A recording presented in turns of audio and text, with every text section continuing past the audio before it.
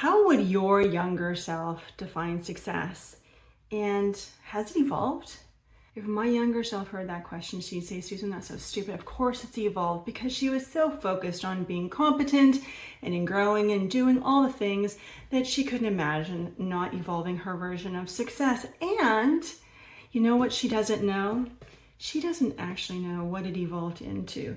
So let's talk about where we can go with evolving our success. And before we do that though, let's look at how my younger self, and maybe yours, define success. So let's get started. What I want to share with you are 3 ways that she would have defined success and then what they evolved into. Because even though her ways of being successful were awesome, I love her, I respect her, my God, she got things done, they actually were all the things that probably burned her out. And so I want to offer you some of the ways we can evolve those parts of ourselves into ways of being successful without the burnout. So I'm not going to lie, she really did appreciate and love her big titles. She liked the pay that went with it, and she liked the status that went with it, because those told her that she was super competent, and she wanted to be competent in her personal life, with her children, in her marriage, in her work, and everything. So that was part of what mattered to her. The other thing that really mattered to her were results. She liked to know specifically that she'd hit the mark. So things like her body fat percentage, sometimes the scale, although the scale doesn't always cooperate with us, but KPIs at work, those were things that told her she was successful. And that's because she was so driven and determined and laser focused on the things that she wanted. And then the last thing I'd say is that she did care a lot about the externals, like how her hair looked and her clothing and her shoes, and just wanted everything to look good and right, because it mattered to her that she made an impression and she wanted to be on and available to everyone. So in and of themselves, I look back, I'm still in awe. I don't know how she did it. Well, here's the thing. She did it, but there was a price.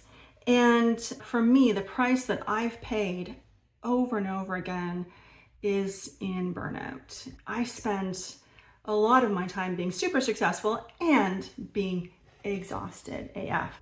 So that competence, that still really matters to me. Here's where the shift has been. It's not important as much anymore to be competent in all the things. I know what I'm really good at. I have like what I would call my zone of genius, my zone of joy. And I'm really happy to let more and more things go. Like, I think, who else could do that? Who else loves this? That I don't have to do it all the time. And that's been a big shift. And it means that my to-do list is increasingly full of the things that I love doing versus all the things for everyone all the time. So that's a big way that her view of success has shifted. The next way is that even though I so appreciate her laser focus, her results, her determination, embedded in that was a lot of chase, a lot of stride, a lot of go for the thing that you want, which was down the road. And that if this at all resonates with you, you might know you actually really never got there. And so the big way that has shifted, that chase, that hustle, is in now when I go after things, I really pause to say, is this connected to my values? And so before I even embark on anything, I'm like really clear that it's where I want my energy to go.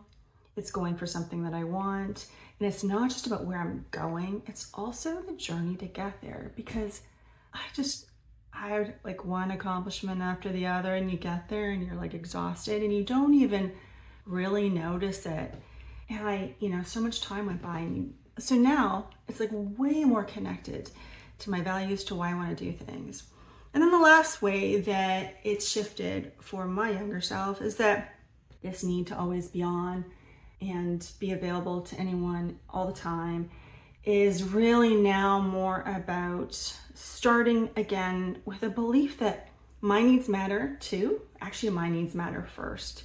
It's just about the fact that I know that when I look after myself and I take care of myself and I get my sleep and I do all my essentials, I'm way more likely to overflow with the energy for the people and the things that matter to me. So I don't need to be on anymore.